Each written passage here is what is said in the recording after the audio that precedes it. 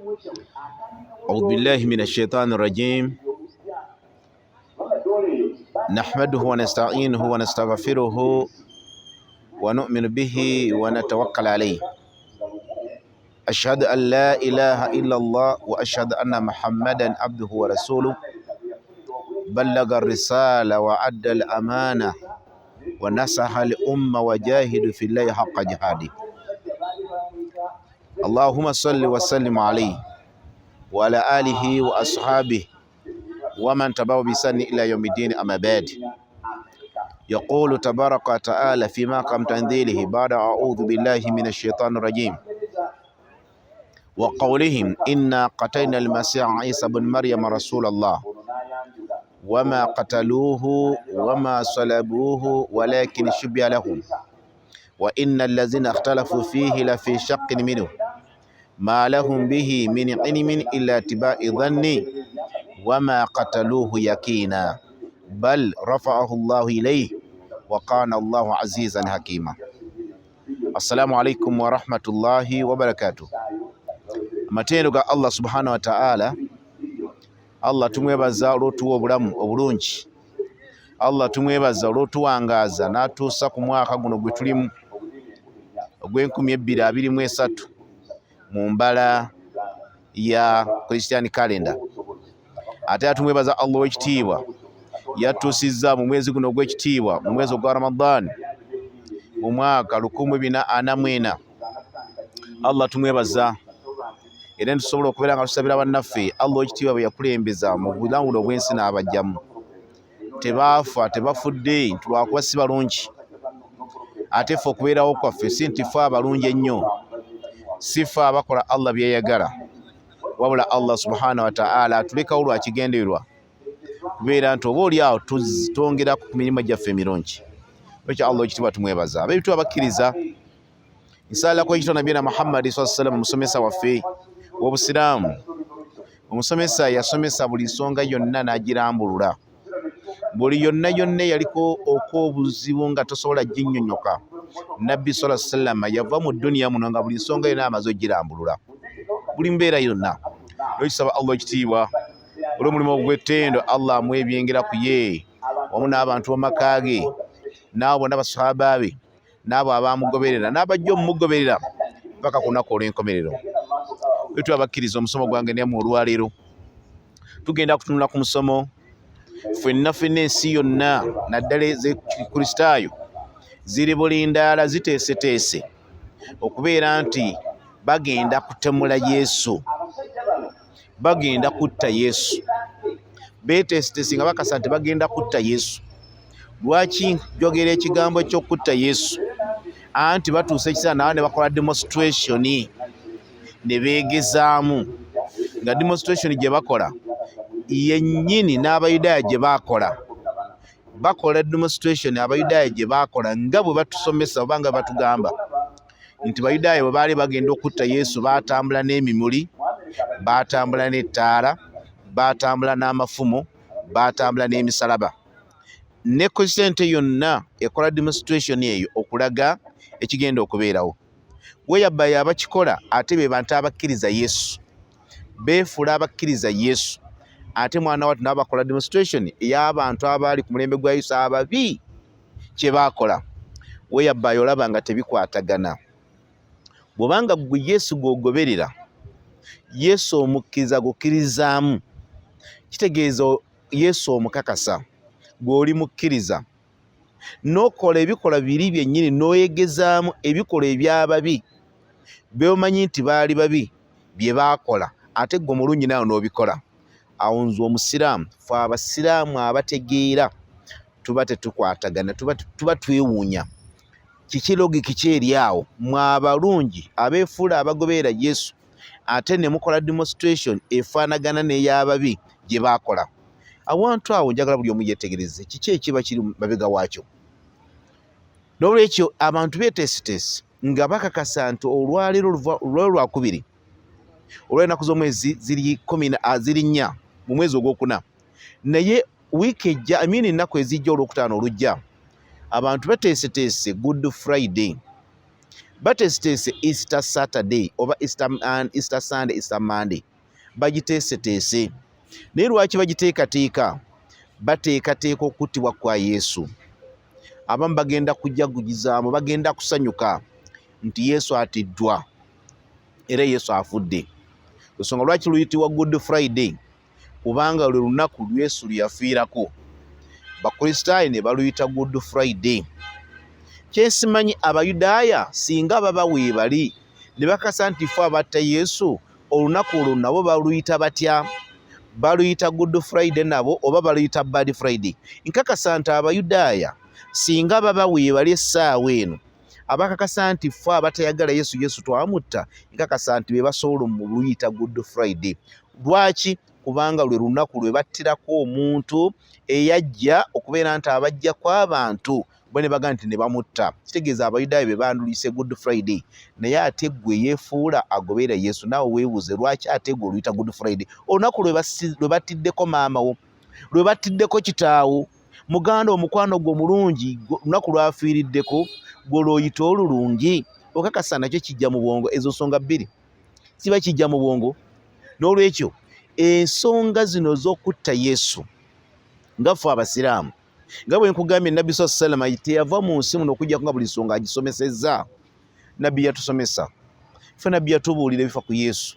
Nga tukakasa nti amawulire Nabbi Isa alayhi salamu geyogera agava ku Nabbi Isa, agava ku Muhammad sallallahu alaihi wasallam, oba Muhammad geyogera agava ku Yesu, aba agava ku Nabbi Isa matuufu ddala 100 ku 100 bw'obanga ogalondodde bulungi. Olabira ddala nti ate musajja Muhammad yasomesa. Bitu abakkiriza okutakwa kwa Yesu. Okusooka kwa byonna kulimu ensonga ziringa nnya.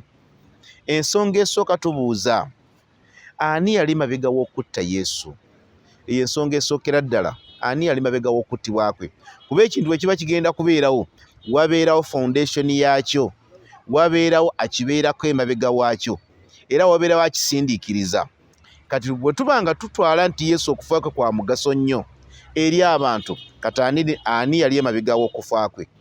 Ensonga esooka. Ensonga ey'okubiri, tuba tuddako ensonga kasa ddala ddala Yesu yafa, mu butuufu Yesu yafa? Ensonga tulamukalubiddeko, naye ensonga eno Yesu ddala yafa? Wali obukakafu obukakasa nti yafa? Ensonga ey'okusatu, tuba tubuuza y'okufa kwa Yesu kutuyamba ki, kutugasa ki nga ffe abantu, kutugasa ki? Olidde ezo ensonga zonna ffe Obusiraamu bulina engeri gye bwazitunuulira. Bino byonna byenkoonako. Ate ne ku sayidi ya Bayibuli, ng'omuntu asomye ku Bayibuli, ensonga ezo n'esatu lazima kuliko bwino waako akakasa adifendinga oba awakanya. N'ekyo bintu abakkiriza tugenda kutunula ku nsonga esooka ddala, ani yali mabega okufa kwa Yesu? Qur'ani y'ekitiibwa yatuwa ensonga zino, yatubuulira embeera zino. Qur'ani yagamba mu Surat Al-Imran, essula ey'okusatu aya ya 54, Allah ekitiibwa yagamba a'udhu billahi minash shaitani rajim wa makaru wa makara Allah wallahu khairul makirin. Allah ategeeza agamba nti Abayudaaya baasala olukwe, baateesa, ne bakola pulaani, nga bapulaaninga batte Nabbi Isa alayhi salaam bamutte. Naye Allah ekitiibwa agamba Allah yakola enkwe ezibalemesa ez'obutamutta. Wallahu khairul makirina, kuba Allah yasinga okulemesa abo abalina enkwe. Allah w'ekitiibwa baba yagadde abantu ne batuula abantu nga baagala kukola ekintu. Allah nga yagadde okutaasa omuntu oyo, omuvaamu omuntu omu najja n'agamba nti Muhammad Musa, owulidde nkuwa amagezi ag'obuwa wano, vaawo tambula oveewo. Naye nkutegeeza nti basajja bakuteeserezza bagenda kukola ensonga eno, nti nange mu lukiiko ndubaddemu, naye Seeka Musa oli mukwano gwange, nenga nedda sisobola kuleka Seeka wange, nenzija nkubuulire. Kitegeeza basaze enkwe nga bamanyi teri agenda fulumya amawulire. Naye bukeera ku makya abantu ne babuuza ani amulabudde, kintu waliwo kiwuli, ani yamutegeezezza? Kitegeeza Allah yayitidde mu musajja oyo n'akola enkwe ezibalemesa, then Allah n'antaasa, naye ng'ayitidde muntu gwe ntabadde simanyi, sibadde eyo. N'olwekyo Abayudaaya, Qur'ani ebeetulaga nti Abayudaaya baasala olukwe olw'okutta Yesu. Lwaki baayagala okumutta? Si Yesu yaka yasooka, bannabbi bangi nnyo. Teriiyo nnabbi yajja mu nsi muno okuggyako ng'abantu baatumiddwamu tebamwagala. ensonga esooka. Ate tebaakoma bukomi kubeera nga tebamwagala, wabula baasalanga pulaani yakubeera nti balazima balina okumutta, balina okumusaanyaawo. Era bannabbi abasinga tebattibwa buttibwa, nedda. Bannabbi abasinga Allah yabalwazanga ne bavaamu buvi, oba Allah n'abatta businga abatta ekipooze. Mwe muli nabbi Musa, mwe muli nabbi Ibrahimu, mwe muli Luutu, Nuuhu. Abannabbi bonna tebattibwa buttibwa nti abantu babatta busi. Naye abantu ba bulijjo baayagalanga nnyo okubatta. Naye Katonda w'ekitiibwa yabalemesanga. Enkwe zaabwe zaagwanga butaka nga buli bapanga bifa bwereere. So bantu baava dda nga bannabbi tebabaagala era nga balina obbasaanyaawo. Olaba ne Nabbi Muhammad sallallahu Abayudaaya baagezaamu Nabbi sallallahu abasajja Abakuraishi nga biggase n'Abayudaaya nga baggala batte Nabbi sallallahu emirundi egisukka emirundi mingi. Naye Nabbi sallallahu Allah yamutaasa. Ekisinga okumanyibwa ennyo kambawe kino, Nabbi sallallahu ategeera nti Allah amuwa obukabaka nti abasajja Abakuraishi bagenda kutta, naye senguka wano oveewo. Nabbi sallallahu n'aleka ebyobugagga byonna nga amaze okuteeka Kristo, amubanja, eyali amubanja yenna yamuwola, buli kimu kyonna nakiteeka Kristo, n'abikwasa muganda we Ali. Nabbi sallallahu malayika yange mulabudde Allah atumye malayika nti labula mubaka wange aveewo asenguke. Nabbi bwakira ku makya, abasajja balimu bazze ku nnyumba ye ku luggi nga baagala babeere nga bamusaanyaawo, bamuteeze bamutege bayingire mu nnyumba bamutte. Allah yabeebasaawo tulo. Nabbi bw'amala okubeebasa, Nabbi n'afuluma n'abasanga bonna nga bw'osanga security akuuma gate nga yeebase naye ng'emundu eri awo, naye nga yeebase omukolako bw'oti nga tawulira, n'okwata emundu n'ogitweka wali nga tawulira. Nabbi Allah bw'atyo byakola abasajja abajja okutta Nabbi. Nabbi n'afuluma mu nnyumba n'alika ekitanda n'akirekamu Ali, naye nga kolo baali bagenda mutta. Nabbi n'abasoomooza n'akwata enfuufu oba omusenyu bonna n'abayiwa mu mitwe gyabwe. Nabbi n'atambula n'agenda. Allah n'abeebasaawo okumala akabanga akayitirivu. Omuntu k'osobola okutambula n'ova wano ku Masjidi Nuur wendi wano n'otambula n'otuuka nga Nakaloki oba n'okuyisaawo. Abasajja bagenda okudda engulu, bagende bakebere mu nnyumba ba Muhammad mwali bamufumite, bagenda okutuuka ku kitanda basangako Ali. Oye Allah subhanahu wa ta'ala ataasa bannabbi be, baasala olukwe olw'okwagala okutta Nabbi, Allah n'abalemesa. Nabbi n'afuluma yabayitakwaawo. Kati ezo enkwe z'okutta bannabbi twewuunya Christianity engeri gyesanyukiramu, engeri gwegamba ne basanyuka nga bakakasa nti Yesu atufiiriridde, ne batamanya nti eyo enkola y'abasajja ab'edda. Akambawe mu Bayibuli yaabwe, mwe temusomanga mu Bayibuli yammwe, genda osome mu Matayo 14 olunya olusooka. Enfa ya Yokaana yali etya? Lwaki Yokaana baamutta? Just kintu kimu kyokka, kugamba Kerodiya naga nti kibi nnyo okwagala muka muganda wo. Just ekyo kyokka kyamusibya. Naye lwaki musibya? Kubanga weefuula nti oli Nabbi, gw'omanyi nnyo, gwatuvunaana, gwakola kino, ne bamuteeka mu kkomera. Era Nabbi musajja oyo baamutta. N'olowooza abaamutta baali balungi? Omusajja okusiba Yokaana n'amuteeka mu kkomera, kakasa ekyali kisibye Yokaana? Naye lwakuba nti baali bakyawa, bakoowu, tebaagala kuwulira bigambo bya bannabbi, Yokaana ne bamuttira mu kkomera. So bannabbi bangi, Nabbi Zakaliya baamutta. Kyekugambye nti bannabbi batono nnyo abattibwa buttibwa. Bannabbi abasinga alhamdulillah Allah yabajjangu, naye tebaalemanga kubeera n'abalabe ababasoomooza abaagala okubatta. N'olwekyo Allah ekitiibwa agambye nti abasajja Abayudaaya baasala olukwe olw'okwagala kutta Isa. Nabbi Isa alayhi salaam, Allah n'asala enkwe zibalemesa, nga ddala kyekituufu baayagala okumutta, naye Allah n'alemesa enkwe zaabwe. Qur'ani bw'etunyumiza bw'etyo abeetu bampuliriza. Qur'ani eba eyogedde ensonga, era abasiraamu ffenna tukimanyi. Okufa Nabbi Isa teyafa, wadde nga baayagala okumutta tebaamutta. Abasiraamu twandibadde tuli tutya ne tugamba nti Nabbi Muhammad sallallahu alayhi wasallam yafa, ne tugamba Nabbi Muhammad yafa, ate ne tugamba nti Yesu teyafa. Wakakasa bikwatagana. Naye lwaki tukyogera Nabbi Isa y'omu ku bannabbi ba Katonda, Muhammad y'emu ku bannabbi ba Katonda, ate okufa kwa Nabbi Muhammad n'obutafa kwa Nabbi Isa tebutujjaako omuntu gwe tukiza nsi mutuufu. Lwaki ate? Kubanga bannabbi abangi bonna Allah yabajjula baafa. Ibrahimu yali nnabbi yafa, Nuuhu baali bannabbi baafa, Musa baali bannabbi bonna Allah yabajja mu nsi. kati ekya nabbi Muhammad kuba osanga olyaga nti ate ffe Yesu gwe tukkiriza anti yafa ye n'azuukira Muhammad omwe yasigala mu ttaka n'obutunuulira omuntu n'ogamba nti kyoyogera okitegeera ate gwe ogenda kukola ki kale wowe bali kukkiriza Yesu yafa n'azuukira Muhammad ye yasigala mu ttaka ate gwe ogenda kubeerawa ng'ogenda okumaliza omusajja wattu Petero olufa naye bagula kofini era nga naye bamusirengesa mu ttaka noga nti mbadde manye baguze kofini y'ebiwawaatiro bagenda muteekaawo tumusabire alinnye bulinnya mu ggulu naffe tulabe nga bw'alinnya kuba omusajja yakkiriza nnyo Yesu ogenda okumaliza ate ali mu ttaka kati n'otula noga nti kati kino kyoyogedde nti Muhammad yasigala mu ttaka futukkiriza Yesu omulamu kati oyogedde kyaki naye byonna bijja lw'abantu obutamanya bantu kweranga bantu baseesinga tebalowooza nnyo kintu kinene nnyo bantu bamanyi okulowooleza bizinesi naye byakatonda byalema bibitu abakkiriza ngazi ya bwongo bwaffe tubeere nga twongera okutegeera nabbi Isa alayhi salaamu tumukakasa y'omu ku bannabbi ba Allah b'ebitiibwa wa 24 Allah gwe yatuma mu nsi mu kyasa ekisembayo mu BC nga zikomekereza BC 0 baabalanga nga bakka wansi mu BC 0 Yesu n'atumibwa yawangaala ku nsi myaka 33 gyokka era embala yatandikira awo miladiya tuli mu mbala ya nabbi Isa Yesu bwe kyazaalibwa olide Yesu bikyala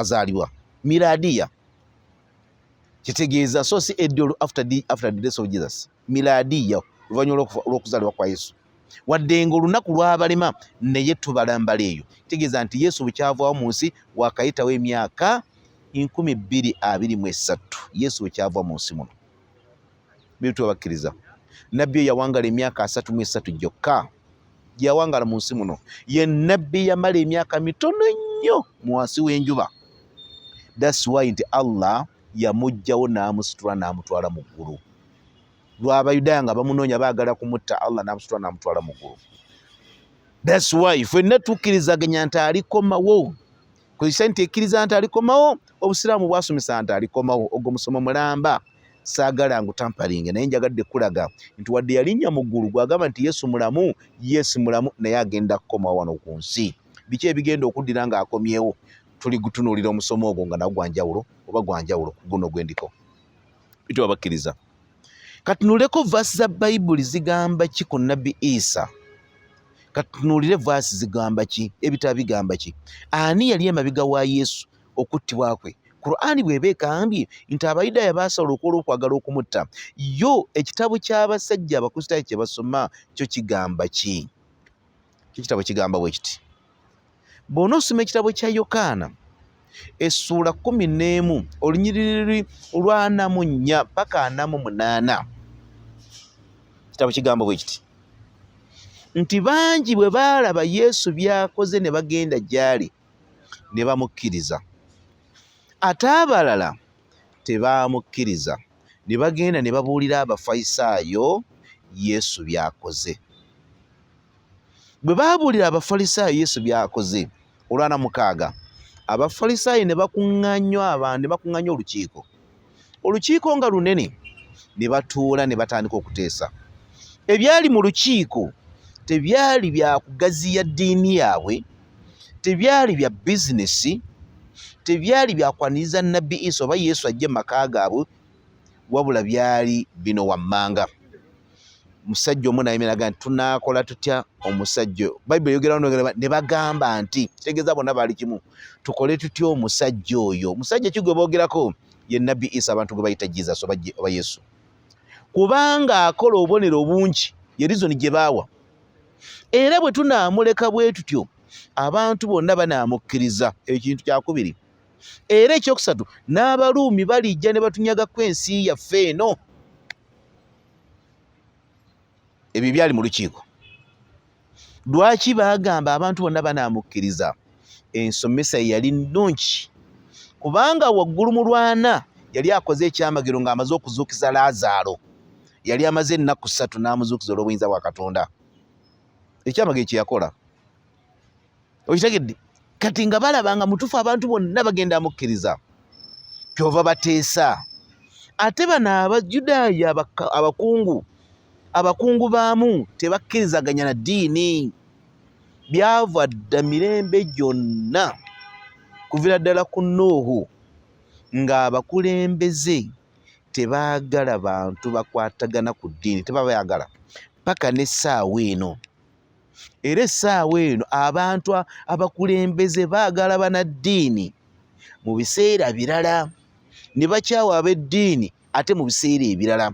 Tebatwagala throughout, nedda, batwagala for the purpose. Okitegedde? Abakulembeze bonna mu nsi baagala banaddiini nga waliwo ekigendererwa, naye awatali ekyo banaddiini tebabaagala. Lwaki? Era nsonga lwaki eŋŋombo egamba banaddiini tubakubiriza temutabika ddiini n'ebyobufuzi. Ekyo kintu buli omu ali yakiwuliddeko. Temutabika ddiini n'ebyobufuzi. Lwaki boogera ekigambo ekyo? Kubanga omunaddiini bw'ayimirira n'asomesa, abantu bapiikinga nnyo omunaddiini okusinga ono politician. Politician bamukkirizaamu lwa kumulyako ssente, naye omunaddiini ate abantu bamukkirizaamu kyabayogedde. Kati owa politics, owa byobufuzi aba tajja kukkirizaganya mukompitinge naye, kubanga ajja kulaba nga gwe omusinga. Kyova olaba ba-illuminatinga mangu eddiini ne bamuggyako. Kuba Muhammad Musa bw'anajja n'agamba nti bannange njagala bwa kanso, njagala bwa mmeeya mu kibuga ky'Embaale. Nkutegeeza abantu bajja nti oyo omusajja tumumanyi, omusajja ng'asomesa bulungi. Abantu bajja kujja kati baga nti tetwagala obeere ng'obitabika. Bitwa bakkiriza. Ebyo ensonga ezaali mu lukiiko bwezityo bwe zaali, ng'ensonga ze bawa abantu bagenda kubeera nti bonna bamukkiriza. Naye weebuuze muganda wange mpuliriza, ekyatumya Nabbi Isa kyali ki? Si kutuma abantu, si kubeera nti asomesa abantu abajjemu kizikiza abatwala eri obutangaavu. Tulabanga ye mission entuufu. Ye vaasi gye musoma mu Yokaana 3:16, Katonda bwe yaggala ensi bw'ati n'okuwaayo n'awaayo omwana we yazaalibwa omu yekka, buli amukkiriza aleme okubula naye abeere n'obulamu obutaggwaawo. Buli amukkiriza aleme okubula. Olaba ekigambo ekyo kitegeeza Katonda yatuma Yesu bamukkirize. Naye vaasi eyo mugikozesa bubi ne mugiteeka mu kufa kwa Yesu. Katonda yatuma Yesu, yawa Yesu bamutte. Ani yakugamba? Vaasi tegamba nti Katonda bwe yawaayo omwana wattiwe, bwe yawaayo omwana we. Katusome nga bwe kiri, wadde nga fabasana tutukiza nti mwana, naye katusome kubanga bwe batyo bakiwandiika. Bwe yawaayo omwana we, buli muntu yenna amukkirize aleme okubula.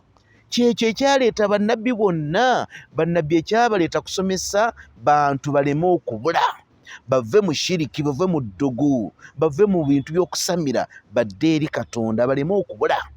So si atiwe. Evaasi mugisoma bubi nnyo, era gwe abadde agisoma genda oddeyo ogyetegeeza bulungi. Ddala mulimu ekigambo okufa, ddala okakasa mulimu ekigambo okufa. Ye okufa okugiramuwa tu ye Katonda bw'aba awaayo, ani yarisiivinga Yesu alyoka attibwe? Ani amurisiivinga? Oyagala kungamba nti sitaani yarisiivinga Yesu naga nti Katonda webale kumumpa kati nze kamutulugunye kamutte? Okakasa oyinza okyogera ekyo? Baani abarisiivinga Yesu? Kati ekigambo ogera bugezi nti yawaayo. Bw'oba kuwaayo bantu ki abarisiivinze be babi abagenda omutta Katonda baawadde nti bannange empaddeyo omwana wange ababi murisiivinga omwana mumutte? Kijja mu bwongo. Oba abarisiivinze Yesu balungi, bakozi b'emirimu emirungi, abagenda okuyingira eggulu ate be basse Yesu? Kuba ekibuuzo gye kiri mu maaso. Abatta Yesu be baani? Abatta Yesu be bamukkiriza oba abatta Yesu be babi? Bw'abanga ababi be batta Yesu, njagala okiteeke mu bwongo bwo olwaleero. Nziramu ensonga eno. Bwe babanga ababi be batta Yesu, njagala okiteeke mu bwongo. Kati Katonda lwaki yakozesa babi batte Yesu gw'omulamu gw'omulungi otereere? Gw'olakakasa kijja? Yesu ayinza okuba nga ajjidde mu bantu ababi be baba balina okumutta, fe abalungi ate tuwone. Gw'olaba kijja? Ate nga azze kuwonya ababi azze kuwonya ababi, ate ababi be ba Musa ate gw'owone. Kati ogamba bwe baamutta ne bawona? Ebibuuzo byonna ebibuuzo biri ku mulomo guno. Abatta Yesu ababi kati bo ne bawona, era abamutta bayingira eggulu kuba kati baawona. Tetulina byafaayo byonna byogera ku basajja ba Kayaafa, bogera ku basajja ba Piraato, basajja bano baida Sikariyoti n'abalala bakungu abamu be baatayogira amannya, nti oluvannyuma ne bakkiriza Yesu, nti Yesu amala okufa, Yesu n'azuukira. Piraato n'avaayo n'agamba nti nzikiriza Yesu mwana wa Katonda. Oba Yuda n'avaayo n'agamba nti nzikiriza Yesu mwana wa Katonda. Ate Bayibuli egamba nti ate Yuda yagenda kwetuga bwetugi n'afa. Endala egamba nti ate yagwa buguwali n'ayabikamu. kwegamba ne tutategeera yeetuga oba yaggwa wali ebinda ne byabikamu n'ayabikamu olubuto ebyenda ne bivaayo enfa naye enzibu naye tuligitunulako naye njagadde bino bisooke biyingire mu bwongo bwaffe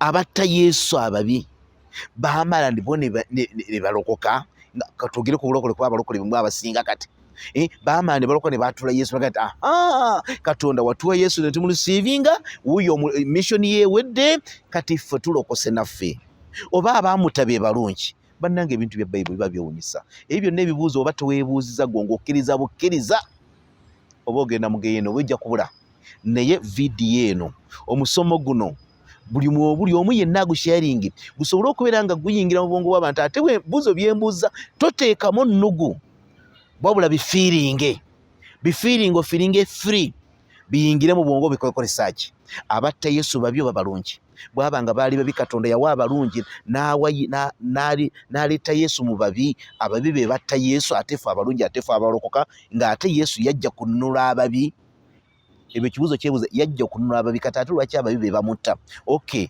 kale yajja kununula ababi bamuse kati bwe baamala okumutta ate nabo waliwo byafaayo byonna ebyogera ku basajja abo oba kyawandikibwa kyonna nti Piraato n'alokoka kuba Yesu amufiiriridde bwe biba tewali bwe bibanga byonna tewali mukkirize ensomesa gye tusomesa afe abasiraamu Yesu okufa kwe kwa abasajja Abayudaaya bitulabye bateesa batte Yesu kubanga Yesu yali abamazeeko emirembe Yesu yali abatutteko abantu ate nga abantu bwe bali ab'obufuzi mwe balya bwe batulugunya kati eddiini bwejja eddiini erongoosa abantu bonna ne babeera eko weyabaye ate bapolitician ekyo tebakyagala ab'obufuzi tebaagala bantu kubeera nga bonna babeera mwenkanunkanu tebabyagala bino byogera buze mu mwenkanunkanu nedda ab'obufuzi baagala abantu abamu babeere baavu kumpi era yaga nti abantu babeera abagagga tobafuga abantu balina okuba nga abamu baavu abalala bagagga abalala nga babitiibwa abalala si babitiibwa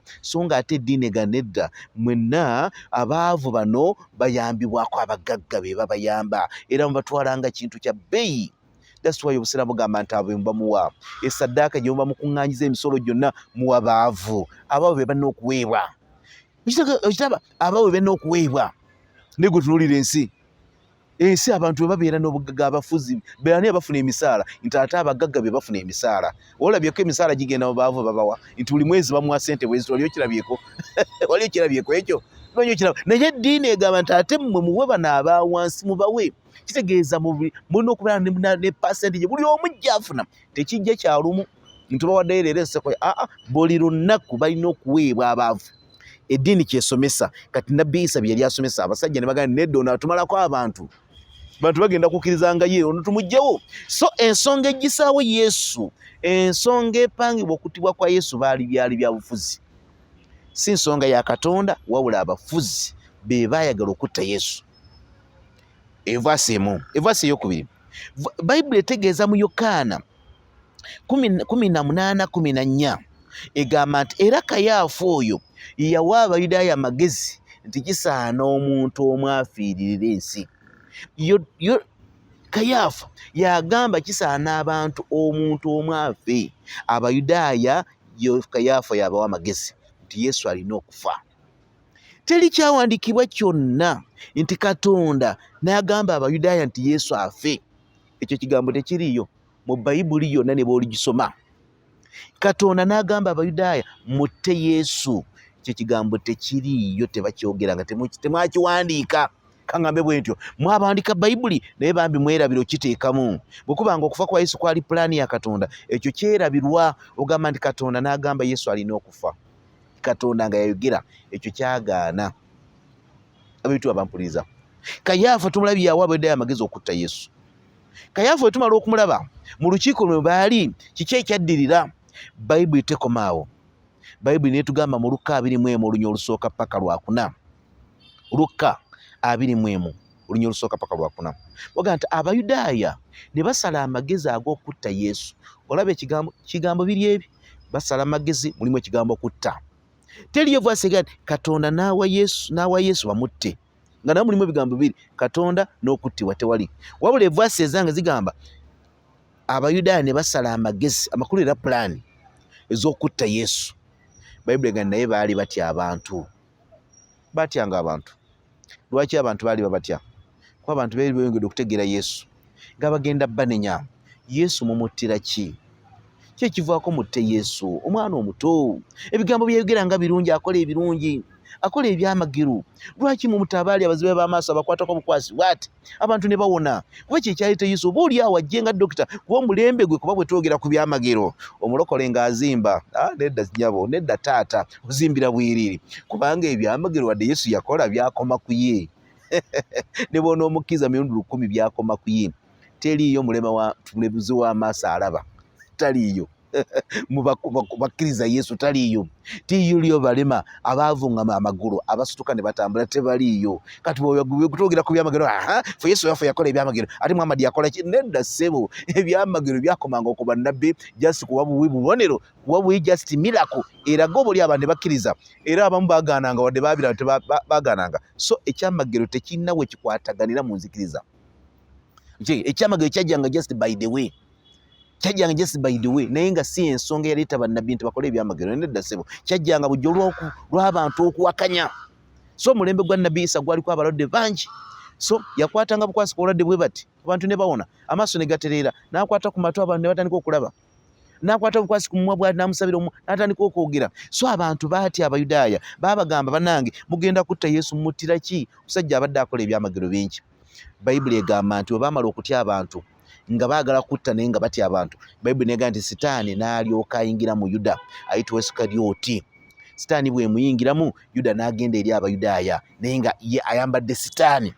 Bw'atuuka gye baali abaayagala okunoonya, baayanoonyanga okutta Yesu, n'abasanga mu lukiiko lwabwe n'ababuuza nti bannange nzize naye mukkiriza okumpaayo kaki? Yesu ono nze na missioni, nina pulaani ya kumusitulamu baleetere mumutte, munampayo kaki? Missioni n'agikola naye nyinza okufuna nayo kenfunayo. Bayibuli egamba nti Abayudaaya baasanyuka nnyo ne bagamba kyetubadde twagaliza embazzi kibuyaga asudde. Olaba pulaani okufuuka olaba nga mulimu Katonda. Ne bagamba nti kibuyaga asudde. Era Bayibuli egamba ne basanyuka nnyo ne banoonya ebbanga ery'okumuwaayo. Ne bagamba tugenda kuwaayo ffeeza 30. Baamugeera ffeeza, ne bagamba tugenda kuwaayo akantu, togenda kukolera bwerere. Abayudaaya bwe baakiraba, Bayibuli egamba nti awo Yuda n'atandika okunoonya butya bw'anaamuwaayo. Bannange Yuda si malayika. Yuda yali musajja gwe twandiise omukaafiire ennyo, eyali omuwakanye, yawakanya Yesu ng'ayambadde Sitaani. Kati ali mabega w'okutta Yesu, mulabira ddala musajja Yuda Isikaliyooti, buli mukristaayo amumanyi ng'omusajja oyo yayingira mu Sitaani ne yanoonya okutta Yesu, naye kyewunyisa ensi yonna mwate mugenda kusanyuka okutibwa kwa Yesu. Bannange kyesimanyi, abantu muba mutujja ku nkola entuufu, mututwala ku mbi, oba tomumanyi bumanya, oba temubitegeera butegeezi. Omusajja gwomanyi nga Yuda Isikaliyooti naawe kennyini bw'akulembedde Good Friday, akulembedde Easter Monday, okikakasa tosobola kuzaala omwana n'omutuma erinnya Yuda. Tosobola mutuma erinnya Yuda, era tabeerangayo gwe bayita Yuda. Lwaki temutuuma? Kubanga yayingiramu Sitaani n'alya mu Yesu olukwe nga bwe mugamba. Kati ate oserebuleetinga ki? Bw'obanga ekyo kimanyi, lwaki oserebuleetinga? Then kitegeeza nti ffe kye tubagamba kye kituufu. Enkola esisitimu yali ya Sitaani, yali ya Sitaani kwagala kutta Yesu, naye so si bwa Katonda ni mwebuli, tebulimu. Nga natera okumaliza bitu abakkiriza. Eyo vaasi esooka. Era okumanya nga bamuwa sinings 30, ffeeza 30, genda okisome mu kitabo kiyitibwa kya Matayo. Yokaana 13:26. No. Matayo 26:14. Kiri Matayo 26:14. Wagamba nti awo Yuda, omu ku 12 abayigirizwa ba Yesu, n'aweebwa effeeza 30. Bw'amala okuweebwa effeeza 30 n'anoonya butya bw'agenda okuwa Yesu. Ne bawandiika n'essente ze baawaayo. Kitegeeza enkola y'okutta Yesu, 1, mwalimu Abayudaaya. 2, ne bayambibwako gavana, oba yali kabona ayitibwa Kayaafa, kubanga yali kabona asinga obukulu. Kayaafa n'abaga nti bannange Yesu alina okufa, ensi yaffe ebula, Yesu abantu abatwala. 3, bayambibwako Sitaani nga ye Yuda. Yuda ono nga yalimu sitaani, katali sitaani n'abeera ku ntikko, nga sitaani yalina okwata Yesu amuleetera Abayudaaya bamutte. Kitegeeza sitaani yakwata Yesu n'amuleetera Abayudaaya, so si Katonda yakutte Yesu n'aleetera Abayudaaya bamutte. Bannange musome bulungi mwetegereze. Nziramu Yuda alimu sitaani yalina obuyinza obugenda okukwata Yesu aleetere eri Abayudaaya, era bwe yaleeta Yesu eri Abayudaaya ng'ebyandikwa bye bigamba, ye Yuda n'aweebwa ssente kuba omulimu agukoze. Eyo mission mulaba ng'erimu obwakatonda? Emission terimu obwakatonda, mission yali ya sitaani. 4 mwalimu bribe. Mukristaayo ampuliriza naggwe musiraamu atagala, musiraamu atagala. Alowooza nti bali engeri gye balina, gye bali abangi ennyo, gye bayimba ennyo, gye bali engeri gye bafuzi, be bagavana, be baani engeri gy'obalaba, nolwo babitiibwa bambala alhamdulillah, ne banekera ne bajjula emmotoka. Gwe nolowooza nti oba oli awo kye baliko kye kituufu. Ekibuuzo kino wammanga, okakasa Katonda mission ye etambula ne sitaani? Ekibuuzo njaga mukadde wange okyekitegereze. Okakasa mission ya Katonda etambulira mu sitaani? Katonda bw'aba akola mission akozesa sitaani? Bw'oba tokkiriza nti akozesa sitaani, mwannyina nze muganda wange Yesu obadde omwagala nnyo. Nkusaba busabi vaayo olwaleero. Nkusaba busabi Katonda musabe akugula obwongo, agule ekifuba kyo kino, akigaziye. Weeyongere okutegeera ebibuuzo bino. Evidiyo eno bw'ogiraba giddinganya olabe ebibuuzo ebirimu. Giddinganya olabe ebibuuzo ebirimu nga bwebuuza. Katonda akozesa sitaani mission ye, akozesa sitaani? Ye sitaani kye yakola okutta Yesu kyali kirungi? Gw'olaba kirungi? Bwe kiba nga kyali kibi, ocelebratinga biki okuyita Good Friday? Bw'oba toli mabega wa sitaani, lwaki ocelebratinga Good Friday? Mukyala gwe mwanyina nze omusiraamu Fatuma Maimuna Asiya, mugenda ne mwesula mukamba yaayi, naawe otesitese enkoko, otesitese ettooke, ogenda kufumba Good Friday kubanga kulandi bafumbye. Bw'okakasanga ddala gye kiri, gw'olaba bulabi abantu n'ogoberera. Munnange ye enkola ya sitaani. Abantu bakkirize bali mabega wa Illuminati. Eno tugiyita Illuminati kuba Illuminati ali ku ntikko, ali kutwala abantu mu geyeena. Mu maaso baakulembeza Yesu, kino kitegeerekiriza gaana. Mu maaso tulaba Yesu, mu maaso abantu bayimba Yesu, bagulumiza Yesu, naye ekiri mu katene emabega. Nkutegeeza amazima, abantu ba wansi bonna abakkiriza mu Yesu tebakimanyi, wabula abali ku ntikko bakimanyi kikomi ku kikomi. Ndi kye tuliko kifu. Nziramu ensonga, wallahi nkulayirira, mmwe abawansi mwenna engeri gye bayimbisa Yesu, n'owulira nga Yesu yigwe musaayi, Yesu yayiwa omusaayi ku lulwe, ekyo kyokka kikumala noga nti kanzikirize wamma oba oliawo, Yesu yanjuyira omusaayi, yanjuyirawo omubiri, ekyo kyokka oyinza okukkiriza. Naye nkutegeeza olw'okuwoomesa luyimba, bayimba ne bawoomesa oluyimba. Ennyimba nnyingi nnyo banyumisa luyimba, Yesu ali mu maaso, naye mabega waabwe mmwe abali wansi mwenna, mmwe abawansi mwenna abakkiriza obukkiriza, temulina kye mumanyi wadde ekyo kikwatagana ku Bayibuli, wabula abali ku ntikko bamanyi ensi gy'egenda, bamanyi amazima. Teri atamanyi mazima, teri atamanyi mazima. Singa baali bamanyi amazima, tebandibadde nga bakama bammwe be basinga obugagga mu banaddiini bonna. Tekyandibadde. Abanaddiini tebaba bagagga. Abanaddiini nziramu tebaba bagagga. Abakulembeze, ntegeeza abakulembeze b'eddiini tebaba bagagga. Naye weewuunye lwaki abakulembeze be bali ku ntiiko y'obugagga nga basinga nagwo gwe batwala. Ekyo kyokka kyewuunye, kiraga nti emabega waliwo kirala wadde nga bayimba Yesu. Bannanga amazima abantu bagamanyi. N'olwekyo nkukubiriza gwe atamanyi, buno obubaka bukujjidde, senguka misana nga bukyali, senguka ove gy'oli, osettukekooko, odde mu kifo ekituufu. Muganda wange ampuliriza, mwanyina nze ampuliriza. Okufa kwa Yesu tetulina kye tufunamu. Katonda tasobola kutuma mwana ng'ayagala omuntu afe abalala bawone, tekisoboka. Bannange Katonda yakutonda mukyala gwe, musajja gwe, olina amatu abiri, olina amaaso abiri, olina obwongo obutegeera. Katonda n'akuteekerawo n'otegeera nti kino kibi, kino kirungi. Kyova olaba Allah yatuwa olulimi. lutestinga buli kimu n'okitegera nti kino kikajjo, ono kamulali, lino papaali, guno muyembe. Otestingira tekyetaaga mwoyo mutukuvu. Tekyetaaga mwoyo mutukuvu. Naye abantu bagenda balimba nti bino byetaagisa mwoyo mutukuvu. Eyo bracket ne babazingira mu bracket. Ke basembeza byetaaga mwoyo mutukuvu. Ebyo ne babasibira mu bracket. Bannange Katonda ebyo bibeera byanjulukufu. Bwe gaba mazzi gaba mazzi. Bwe guba musweta guba musweta. Byanjulukufu tebyetaagisa bwongo bungi. Naye abantu bagenda balimba nti byetaaga mwoyo mutukuvu bino. Tebirimu mwoyo. Bwe biba byetaagisa mwoyo kankuwa ekyawandikibwa kino. Nti awo Yesu yamala okubatizibwa n'ava mu mazzi. Amanga ago Yesu najja eri Yokaana amubatize. Yokaana yali ayagala kumugaana. N'agaana neetaaga okumubatiza naawe ojja gye ndi. N'agaana nti kitugwanira okutuukiriza obutuukirivu bwonna. Awo n'alyoka amukkiriza n'amubatiza. Ekyebuuzo awo waliwo mwoyo kyawo. Lwaki pasita bw'asoma vaasi eyo giraba ng'eri plain? Ekakasa nti Yesu yajja eri Yokaana. Yokaana ne yeebuzaabuza Yesu n'agaana nedda kitubatize. Era Yesu n'amubatiza. Yokaana n'amubatiza. Awo waliwo kakasa waliwo mwoyo kyetaagisa bwongo? Awo tewali bwongo. Awo oba otegedde nti butuufu era Yokaana yabatiza Yesu. Buli omu kyaba akimanyi. Kankuwa ekirala kye bagamba nti Yesu n'amala ennaku 3 n'afa n'azuukira. Waliwo obwongo awo yeetaagisa mwoyo mutukuvu yaba akugamba ekyo. Era boogedde Oluganda oba Luzungu lw'otegeera. Kati lwaki ennyiri zino ze tusoma ffe Abasiraamu zeetaagisa mwoyo? Buuza omusumba, lwaki Abasiraamu ennyiri ze basoma lwaki zo bazeetaagisa mwoyo ate nga go z'osoma ze ziraba nga ziri bwe buba busubi bwe gaba mazzi gaba mazzi? Lwaki?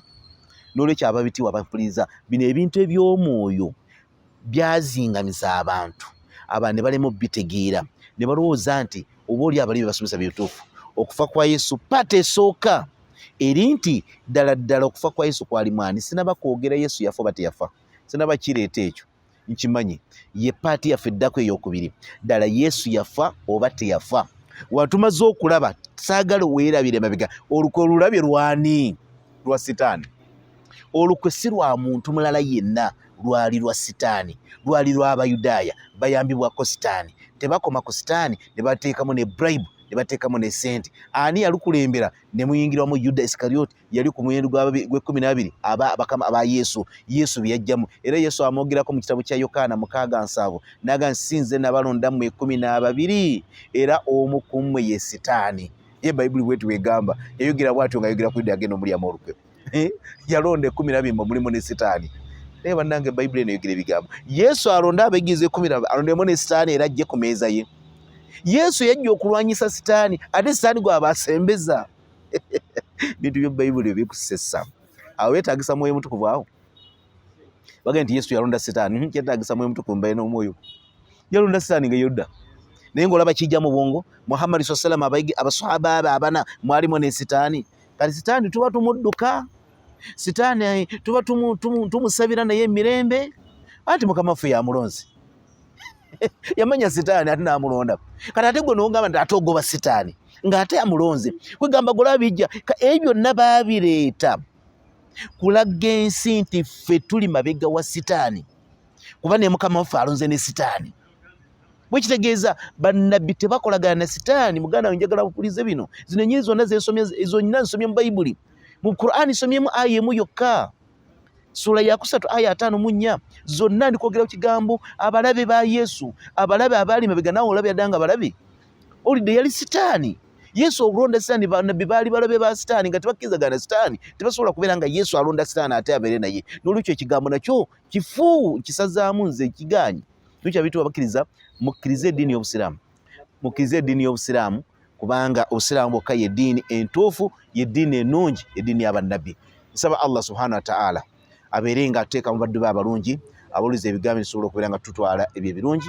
Nsaba gwe ate n'abakusiramuka osiramuke weeyunge ku ummati Muhammad sallallahu alaihi wasallam nga Ramadhaani ekyaliko. Ramadhaani ekyaliko okkiriza Obusiraamu, okkiriza eddiini y'Obusiraamu, obeere nga ova mu tulo, obeere ng'osetuka wooli, ojja eno ojja kumanya bannabbi ebitiibwa byabwe. Nabbi Isa ye nabbi ow'ekitiibwa Abasiraamu tumugulumiza. Nabadde Abasiraamu Nabbi Isa tumuwa ekitiibwa. Olaba maamwe bamuyita Maryamu. Maryamu gw'osuubira agenda wa? Bw'aba ajjisaawe n'ayingira mu kyaki gye bambala empale oba agenda muzigiti gye bambala obulungi nga ye bannange. Yusufu yazikuza Maryamu muyita Yusufu. Leka bino eby'Abazungu be bayita Joseph. N'Abayudaaya bamuyita Yusufu. so si Josefu. Yusufu bw'ajja ssaawa eno abuuza Bayusufu banne gye bali basangibwa wa mu kyaki oba mu musigiti. Yesu nyambala yokka ekulaga bannange bino byonna byetaagisa mwoyo. N'olwekyo mbasabira Allah ekitiibwa abalungamye bannange atulungamye ffe abasiraamu tunywere mu busiraamu okucelebratinga Good Friday kifu.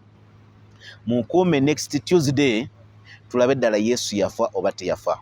Mwebale nnyo mwebale ddala. Assalamu alaikum warahmatullahi wabarakatuh. Amanya Muhammad Musa.